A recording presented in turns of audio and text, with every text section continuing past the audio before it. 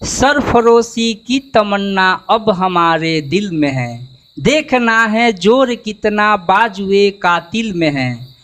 वक्त आने पर तुझे बता देंगे ये आसमां, हम अभी से क्या बताएं क्या हमारे दिल में है। तो रिजल्टपुर में आपका एक बार फिर से स्वागत है और आज का जो सेशन है बहुत ही मज़ेदार होने वाला है। आज मैं शुरू करने वाला हूँ साइंस और साइंस में फिजिक्स। तो प्यारे बच्चों, आपका जो पहला पार्ट है उसका नाम है प्रकाश का अपवर्तन। इस पाठ में आपको मुख्य रूप से मैं नोट्स देने वाला हूं, साथ में साथ आपको ऑब्जेक्टिव का भी तैयारी करा दूंगा। तो प्यारे बच्चों, ध्यान से इस वीडियो को देखिएगा। अगर आप 10वीं कक्षा के छात्र हैं तो चैनल को जरूर ज्वाइन कर लीजिए और दोस्तों में शेयर कर दीजिए। प्यारे बच्चों, ज़्यादा देर न करते हुए जो मैं बताने वाला हूं कि प्रकाश किसे कहते हैं, उसको बताने से पहले मैं आप लोगों को समझाना ज़्यादा पसंद करूंगा। प्रकाश किसे कहते हैं? तो प्यारे बच्चों, प्रकाश वह भौतिक कारक है जो स्वयं अदृश्य होता है। प्रकाश दिखाई नहीं देता है, किंतु उसी की उपस्थिति में हम किसी वस्तु को देख पाते हैं। इसका उदाहरण मैं आपको ऐसे बता रहा हूँ, आप लोग ज़रा गौर से देखिएगा। मेरा वीडियो आपको दिखाई दे रहा होगा, लेकिन अब देखिए, दिखाई दे रहा है? कुछ नहीं दिखाई दे रहा होगा। इसका क्या कारण था बच्चों? क्योंकि मेरे आसपास प्रकाश था। तो प्रकाश एक माध्यम था जिसके माध्यम से कैमरे के लेंस के द्वारा मेरा वीडियो बन पाया। अगर यह प्रकाश खत्म हो गया तो यह लेंस जो है मुझे नहीं देख पाया। क्यों? क्योंकि प्रकाश से ही किसी वस्तु को देखा जा सकता है। प्यारे बच्चों, जिस प्रकार का कैमरा में लेंस होता है उसी प्रकार से हमारे आँख में भी लेंस होता है। दोनों को दोनों उत्तर लेंस होता है, जो बाद में आप लोग जानेंगे भी। तो प्रकाश वह भौतिक कारक है जो स्वयं अदृश्य होता है, दिखाई नहीं देता है, कि उसी की उपस्थिति में हम किसी वस्तु को देख पाते हैं। यह ऊर्जा का एक रूप है और इसे विद्युत तरंग माना जाता है। बहुत ऐसे भौतिक शास्त्री है जो इसे विद्युत तरंग मानते हैं, विद्युत चुंबकीय तरंग भी माना जाता है। तो प्रकाश के स्रोत कौन कौन से? प्यारे बच्चों, प्रकाश जहाँ से उत्पन्न होता है उसको प्रकाश का स्रोत कहा जाता है। जैसे सबसे बड़ा स्रोत है सूर्य, लैंप, बल्ब, दिया और जुगनू से भी प्रकाश निकलता है। तो ये प्रकाश के स्रोत हो गए। अब हम लोग जानेंगे कि प्रदीप्त पिंड किसे कहते हैं। प्यारे बच्चों, वे पिंड जिनसे प्रकाश उत्पन्न होता है उसे प्रदीप्त पिंड कहते हैं। तो जैसे आप लोग देखिएगा सूर्य और तारे, तो सूर्य और तारों में खुद का प्रकाश होता है, इसलिए सूर्य और तारे प्रदीप्त पिंड कहे जाते हैं। उसी प्रकार अदीप्त पिंड, अदीप्त पिंड किसे कहते हैं? तो जिन पिंडों में खुद का प्रकाश नहीं होता है बल्कि सूर्य के प्रकाश से ही हमें दिखाई देते हैं, उन्हें कहते हैं अदीप्त पिंड। जैसे चंद्रमा, ग्रह, उपग्रह, क्षुद्र ग्रह और उल्का पिंड, ये सारे अदीप्त पिंड है। फिर बच्चों, आपको पता होना चाहिए कि निर्वात में प्रकाश की चाल कितनी होती है। निर्वात का मतलब क्या होता है? तो निर्वात का मतलब होता है वह स्थान जहाँ कुछ भी नहीं रहे, हवा भी नहीं रहे। तो अंतरिक्ष में ऐसा स्थान होता है, वहाँ प्रकाश की चाल होती है 3 × 10⁸ मीटर प्रति सेकेंड। प्यारे बच्चों, 8 नीचे चला गया है, तो गौर से इसको देखिएगा। ये नोट्स बहुत ही कारगर है आपके बोर्ड के एग्जाम के लिए। मैं आपको एक बार फिर से बता दूं, इसलिए आप कॉपी पेन लेके बैठ जाइए। आप उसको उतार सकते हैं या फिर स्क्रीनशॉट ले सकते हैं। मेरे बच्चों, पृथ्वी से सूर्य की दूरी कितनी है आपको क्या पता है? लगभग 15 करोड़ किलोमीटर दूर है सूर्य की दूरी। और 15 करोड़ किलोमीटर दूर से ही जो प्रकाश आ रहा है उसको आप लोग गौर से देखिएगा तो पूरे पृथ्वी के ऊर्जा का स्रोत वहीं सूर्य का प्रकाश है, जो मात्र सूर्य के प्रकाश का 1% ही पृथ्वी पर पड़ पाता है। क्वांटम सिद्धांत क्या कहता है? तो क्वांटम सिद्धांत कहता है कि प्रकाश ना तो तरंग है ना तो कण है। पहले मैं बताया हूँ कि प्रकाश को विद्युत तरंग माना जाता है। कुछ भौतिक शास्त्री नहीं मानते हैं, उसको ना तरंग ही मानते हैं और ना ही उसको कण मानते हैं। हालांकि आपको पता होगा कि इसरो जो है अपना वह आदित्य L1 जो है लॉन्च किया है, जो पता लगा सके खासतौर पर सूर्य और उसके प्रकाश के बारे में। आगे किरण किसे कहते हैं और प्रकाश पुंज किसे कहते हैं, दोनों का परिभाषा मैं दिया हूँ। किरण किसे कहते हैं?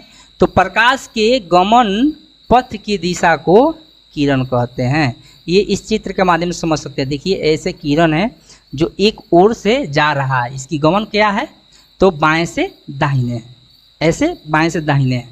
फिर आपको जानना चाहिए कि प्रकाश पुंज किसे कहते हैं। वास्तव में प्रकाश पुंज किसे कहते हैं? तो किरणों के समूह को प्रकाश पुंज कहते हैं। मतलब जब एक साथ ढेर सारी किरणें गमन करती है उसको बोलते हैं प्रकाश पुंज। प्यारे बच्चों, आगे है कि प्रकाश पुंज कितने प्रकार के होते हैं। तो प्रकाश पुंज कितने प्रकार के होते हैं? प्रकाश पुंज 3 प्रकार के होते हैं। एक होता है समानांतर प्रकाश पुंज। समानांतर प्रकाश पुंज किसे कहते हैं?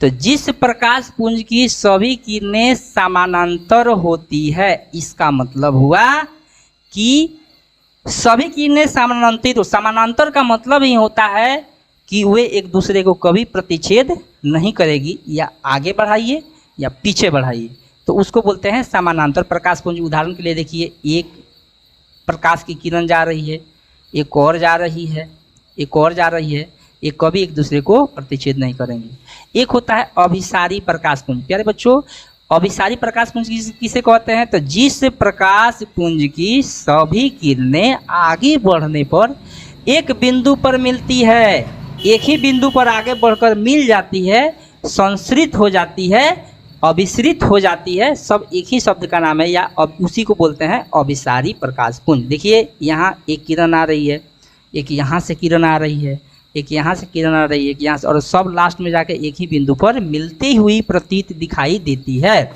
फिर आते हैं अपसारी प्रकाश पुंज। तो संश्रित का मतलब एक जगह इकट्ठा होना, अपसरित का मतलब एक जगह से आगे बढ़कर फैलना। तो जिस प्रकाश पुंज की सभी किरणें एक बिंदु से निकलकर विभिन्न दिशाओं में फैल जाती है, उसे अपसारी प्रकाश पुंज कहते हैं। उदाहरण के तौर पर यहाँ से किरण निकल रही है कई सारी, और आगे निकल कर ये फैलते जा रही है। यहाँ से निकल रही अलग जा रही है, फिर यहाँ से देखिए कई सारी किरणें निकल रही है और आगे जाके फैलती हुई प्रतीत होती है, तो इसको बोलेंगे अपसारी प्रकाश पुंज। अब आगे जानना है कि प्रकाशीय माध्यम किसे कहते हैं। तो जिस माध्यम से प्रकाश गुजरता है उसको बोलते हैं प्रकाशीय माध्यम।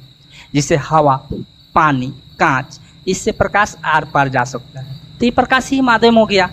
तो प्रकाशीय माध्यम भी कई प्रकार के पदार्थ जो होते हैं 3 प्रकार के होते हैं प्रकाशीय माध्यम के आधार पर। फिर बच्चों, एक होता है पारदर्शी पदार्थ। वह पदार्थ जिससे प्रकाश की किरणें एक जगह से दूसरी जगह चली जाती है, आर पार चली जाती है, उसको क्या बोलते हैं? पारदर्शी पदार्थ। जैसे कि ये जो सामने लाइट लगी है और ये मैं हूँ, इसके बीच में हवा है, तो प्रकाश को हवा रोक नहीं पा रहा है, हवा को से आगे वो बढ़ जा रहा है, तो प्रकाश पारदर्शी पदार्थ हो गया। कांच, पानी, हवा, ये हो गया। अपारदर्शी पदार्थ, तो जिस पदार्थ से प्रकाश की किरणें आर पार नहीं जा सकती है उसको बोलते हैं अपारदर्शी। जैसे पत्थर ले लीजिए, ईंट ले लीजिए, इससे प्रकाश आर पार नहीं जा सकती है, तो उसको बोलते हैं अपारदर्शी पदार्थ। एक होता है पारभासी पदार्थ, मतलब जिस पदार्थ से प्रकाश की किरणों का कुछ भाग ही, कुछ अंश बाहर निकल पाता है, उसको बोलते हैं अपारदर्शी पदार्थ। जैसे कि कपड़ा हो गया, तेल लगा कागज हो गया, घिसा हुआ कांच हो गया, इससे जो प्रकाश की पूरी किरण नहीं जाएगी बल्कि कुछ अंश ही बाहर निकल पाता है। प्यारे बच्चों, आगे है छाया किसे कहते हैं? छाया, शैडो।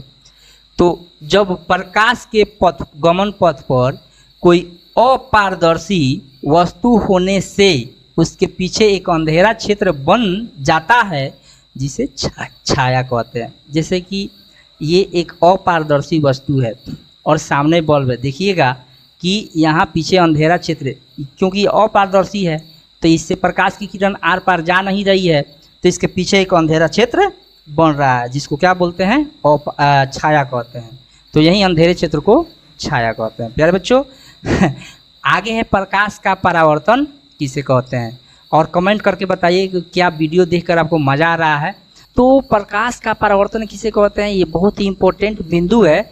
जब प्रकाश की किरणें किसी चिकनी और चमकीली परावर्तक सतह पर पड़ती है तो टकराकर उसी दिशा में मुड़ जाती है जिस दिशा से वह आती है। इस घटना को प्रकाश का परावर्तन कहते हैं। आप लोग नोटिस कीजिएगा कि देखिए, मान लीजिए कि ये चिकनी और चमकीली परावर्तक सतह है, तो यहाँ चिकनी और चमकीली परावर्तक सतह है, तो ऊपर की दिशा से किरण आ रही है और इससे पर पड़ती है तो टकराकर पुनः वापस उसी दिशा में चली जाती है, अर्थात ऊपर की दिशा में ही चली जाती है। फिर एक और किरण पड़ रही है और ये भी पड़ती है और टकराकर फिर ऊपर की दिशा में चली जाती है। फिर एक और किरण आती है, फिर इसी पर पड़ती है, परावर्तक सतह पर टकराकर उसी दिशा में वापस लौट जाती है। तो यह घटना क्या कहलाएगी? यह घटना को प्रकाश का परावर्तन कहते हैं। प्रकाश के परावर्तन के जो प्रकार होते हैं वो दो प्रकार होते हैं। एक नंबर में होता है नियमित परावर्तन और दूसरा में होता है अनियमित परावर्तन या विसरित परावर्तन। तो फिर नियमित परावर्तन किसे कहते हैं? तो जब परावर्तक सतह का जो सतह होता है, जो ऊबड़ खाबड़ नहीं होता है, एकदम समतल होता है, तो निश्चित नियम के अनुसार प्रकाश की किरणें आती है और फिर उसी दिशा में वापस लौट जाती है, आती है फिर उसी दिशा में वापस लौट जाती है, सब एक समान कोण बनाती है। इस घटना को प्रकाश का नियमित परावर्तन कहेंगे। और नियमित परावर्तन किसे कहते हैं? जब जो सतह होता है, चिकनी और चमकीली जो परावर्तक सतह होता है, ये वाला ऊबड़ खाबड़ होता है, देख सकते हैं यहाँ पर ऊबड़ खाबड़ होता है। तो प्रकाश की किरणें पड़ती है तो अलग अलग कोण बनाकर बिना किसी नियम से जिस दिशा से आती है उसी दिशा में वापस चली जाती है। तो इस घटना को विसरित परावर्तन या अनियमित परावर्तन भी कहते हैं। फिर बच्चों आगे है कि प्रकाश के परावर्तन के नियम बहुत ही VVI है और ये हर साल लगभग परीक्षा में पूछता ही है। इससे ऑब्जेक्टिव पूछ सकता है या फिर सब्जेक्टिव भी पूछ सकता है। तो प्रकाश के परावर्तन के दो नियम होते हैं प्यारे बच्चों। तो पहला नियम पहले हम लोग समझेंगे, आपतित किरण, परावर्तित किरण तथा आपतन बिंदु पर डाला गया अभिलंब, तीनों एक ही समतल में स्थित होते हैं। इसका मतलब क्या हुआ? यहाँ नीचे देख लीजिएगा, एक फिगर बनाया गया। यहाँ जो किरण आ रही है तो आने वाली किरण को आपतित किरण कहते हैं और जिस बिंदु पर आ रही है, पड़ती है, उसको बोलते हैं आपतन बिंदु। और यहाँ से टकरा कर जिस दिशा में चली जाती है उसको बोलते हैं परावर्तित किरण। तो आने वाली किरण को आपतित किरण और टकरा कर जाने वाली किरण को परावर्तित किरण। और जो अभिलंब है किसे कहते हैं? तो जो यहाँ पर आपतन बिंदु दिख रहा है, तो आपतन बिंदु पर जो लंब डाला जाता है उसको अभिलंब कहते हैं। तो तीनों के तीनों कहाँ हैं? एक ही समतल में स्थित है। तो ये पहला नियम है कि ये जो आपतित किरण है, परावर्तित किरण है और अभिलंब है और आपतन बिंदु पर ही स्थित होंगे। तो दूसरा नियम है आपतन कोण। आपतन कोण और परावर्तन कोण, तो आपतन कोण और परावर्तन कोण बराबर होते हैं, अर्थात आई जो होता है आपतन कोण, परावर्तन कोण आई के आर के बराबर होता है। बच्चों यहाँ पर देखिएगा, ये जो आई यहाँ पर है, यहाँ जो है आई है, यानी कि कुल मिलाकर बात यही है कि आपतन कोण किसे कहते हैं। अगर मैं आपसे पूछूं, बस इतना समझ लीजिएगा, ये आप लोग देखिए, ये आई है, इसका मतलब क्या हुआ? ये जो आपतित किरण है और ये अभिलंब है। तो आपतित किरण और अभिलंब के बीच में जो कोण बनता है उसको आपतन कोण कहते हैं, इसे आई से सूचित किया जाता है। और ये जो कोण आप दिख रहा है ये है आर, अर्थात ये जो परावर्तित किरण है, दिख रहा है परावर्तित किरण और अभिलंब के बीच में जो कोण बन रहा है उसको आर कहते हैं। ये दोनों के दोनों बराबर होता है। ये प्रकाश के परावर्तन का दूसरा नियम है। पहला नियम में जो आपतित किरण, परावर्तित किरण, अभिलंब तीनों एक ही स्थिति पर होते हैं, एक ही समतल पर स्थित होते हैं। और फिर दूसरा नियम है कि आपतन कोण परावर्तन कोण के बराबर होता है। इसी को कहते हैं प्रकाश के परावर्तन के नियम, और ये दो होते हैं। प्यारे बच्चों आप समझ गए। आगे है कि प्रतिबिंब किसे कहते हैं। तो किसी वस्तु बिंदु से आ रही प्रकाश की किरणें, तो किसी भी वस्तु से प्रकाश की किरणें जब आती है तो परावर्तन या अपवर्तन के बाद जिस बिंदु पर संसरित होती है या अपसरित होती है, होती हुई प्रतीत होती है, उसको कहते हैं प्रतिबिंब। इसको खूब बढ़िया से समझने के लिए आप यहाँ पर देखिए कि यह एक वस्तु है, दिख रहा है, यहाँ एक वस्तु है और इससे जो है एक किरण गुजरी और यहाँ से गुजरी और यहाँ तक आई, फिर इसी से एक और किरण गुजरी, यहाँ आई और फिर यहाँ आई। तो ये दोनों किरण परावर्तन यहाँ हुआ ना, ये जो दर्पण है, यहाँ से दर्पण चिकनी और चमकीली परावर्तक सतह होता है।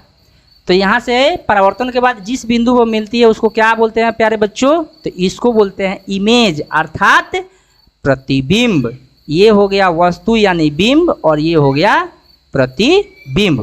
प्यारे बच्चों अब आप लोग इसको भली भांति समझ चुके होंगे। अब आपको देखना है कि यहाँ जो है, अब यहाँ एक वस्तु है और इससे किरण आई और यहाँ चली गई, और एक किरण गई और उसी से टकरा कर वापस आ गई। तो आगे जितना भी बढ़ा लीजिए ये कभी एक दूसरे को प्रतिच्छेद नहीं करेगी, तो इसको काल्पनिक रूप से पीछे बढ़ाया जाएगा।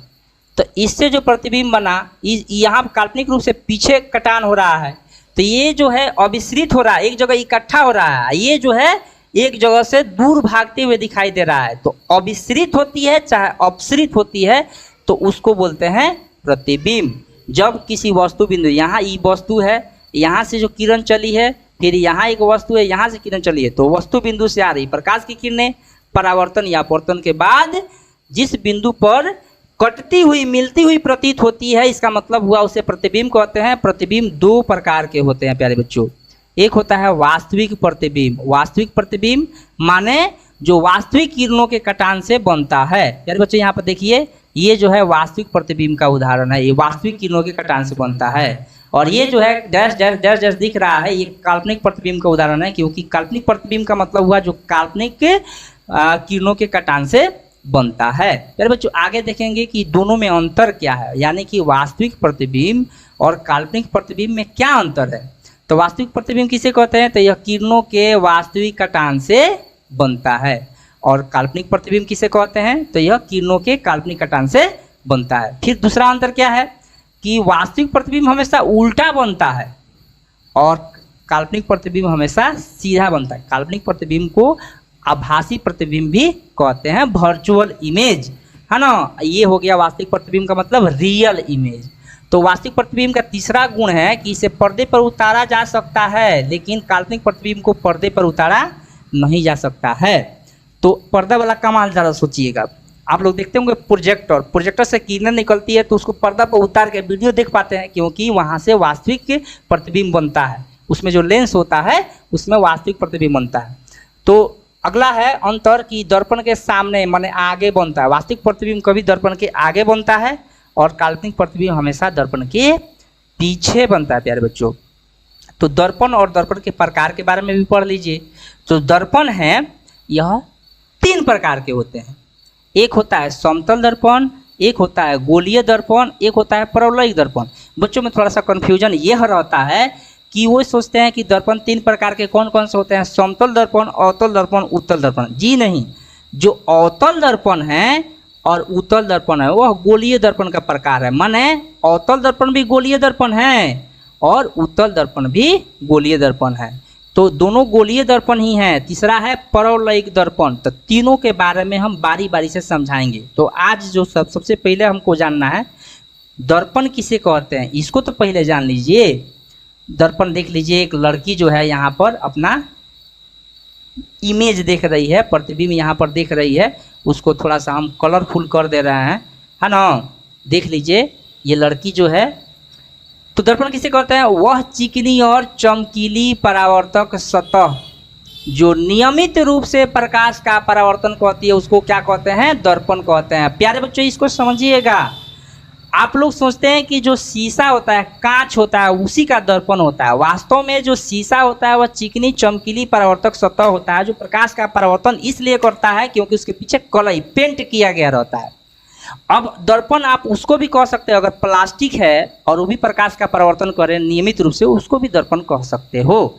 इसी तरह आप जो है पानी आप देखते हैं तो पानी में जब देखते हैं तालाब में जो स्थिर जल होता है उसमें आपका प्रतिबिंब दिखाई देता है, तो वो भी एक प्रकार का दर्पण ही है। ऐसा क्योंकि उसका पानी का जो ऊपर वाला सतह होता है चिकना और चमकीला होता है। तो समतल दर्पण जो है, दर्पण का पहला प्रकार कौन है, समतल दर्पण। जिस दर्पण की परावर्तक सतह समतल होती है उसे समतल दर्पण कहते हैं। अर्थात अब जैसे मेरा हथेली है, खूब ध्यान से देखिएगा, ये समतल नहीं है, बीच में गड्ढा है ना। तो वह दर्पण जिसका ये परावर्तक सतह जो होगा तो वह एकदम सपाट हो, उसको बोलेंगे समतल दर्पण। तो समतल दर्पण का कुछ गुण है, देख लीजिए आप लोग क्या क्या उसका गुण है। पहला गुण है समतल दर्पण का कि विशेषता उसकी यह कि यह काल्पनिक प्रतिबिंब बनाता है जिसको पर्दे पर उतारा नहीं जा सकता। हमेशा समतल दर्पण में काल्पनिक प्रतिबिंब ही बनता है और यह सीधा होता है, अर्थात समतल दर्पण में प्रतिबिंब जो बनता है वह सीधा बनता है और वस्तु के समान आकार का होता है। समतल दर्पण में जो प्रतिबिंब बनता है वो वस्तु के साइज के बराबर होता है। और चौथा गुण है कि प्रतिबिंब दर्पण के उतना ही पीछे बनता है जितना वस्तु दर्पण के आगे स्थित होती है ना। आपसे अगर मैं सवाल पूछूं कि एक 5 सेंटीमीटर की जो वस्तु है और दर्पण से 10 सेंटीमीटर दूर है तो उसका प्रतिबिंब कैसे बनेगा, तो इसका जवाब क्या हो सकता है न्यूमेरिकल प्रश्न में। 5 सेंटीमीटर ऊंची वस्तु है तो प्रतिबिंब भी 5 सेंटीमीटर ऊंचा होगा। अगर वह 10 सेंटीमीटर दर्पण के आगे है तो प्रतिबिंब 10 सेंटीमीटर दर्पण के पीछे बनेगा, काल्पनिक बनेगा, क्योंकि समतल दर्पण में हमेशा काल्पनिक प्रतिबिंब बनता है और यह पार्श्व विपरिवर्तन की घटना को दर्शाता है। इसका मतलब क्या हुआ प्यारे बच्चों कि जो दर्पण होता है उसमें दाएं का हिस्सा बाएं दिखाता है और बाएं का हिस्सा दाएं दिखाता है। फॉर एग्जाम्पल मैं अपना कौन सा हाथ उठाया हूँ कमेंट में बताइएगा। आपको लगेगा कि मैं अपना बायां हाथ उठाया हूँ क्योंकि आपके साइड से जब देखिएगा, आप वीडियो में ही देख लीजिएगा, जबकि मैं उठाया हूँ अपना दाहिना हाथ। तो इसको गौर से देखिएगा। तो यह पार्श्व परिवर्तन की घटना को दर्शाता है। आप आईना के सामने, शीशा के सामने या दर्पण के सामने खड़े हो जाइए, दाहिना उठाइएगा तो उधर से भी जो आपके सामने वाला जो आपके प्रतिबिंब है वो भी इस साइड वाला भी हाथ उठाएगा। तो जो आपका दाहिना होगा उधर से घुमा वाला व्यक्ति का वो बायां न हो जाएगा जी। आपके सामने जो व्यक्ति आपके सामने जो देख रहा है उसका तो आपका दाहिना हाथ का जो होगा वो उसका बायां हाथ हो जाएगा। तो इस तरह से इस घटना को पार्श्व विपरिवर्तन की घटना कहते हैं। तो वीडियो बहुत बड़ा हो जाने के कारण मैं इसको छोटा के रूप में बना रहा हूं। आपको बहुत बहुत धन्यवाद। आप यहां तक देखने चले आए, इसका मतलब आप पक्के पढ़ने वाले छात्र हैं प्यारे बच्चों। और आजकल के बच्चे तो ज़्यादा नाच गाना वाला वीडियो देखते हैं, एजुकेशनल वीडियो पर ध्यान नहीं देते हैं। तो आप लोगों को बहुत बहुत धन्यवाद कि आप लोग ने इतना समय दिया। और मैं फिर से आपको एक बार कहूँगा कि वीडियो पर अगर आप नए नए देख रहे होंगे तो इसको चैनल को सब्सक्राइब कर लीजिए ताकि ऐसा वीडियो आप रोज़ रोज़ देख पाएँ। तब तक के लिए जय हिंद।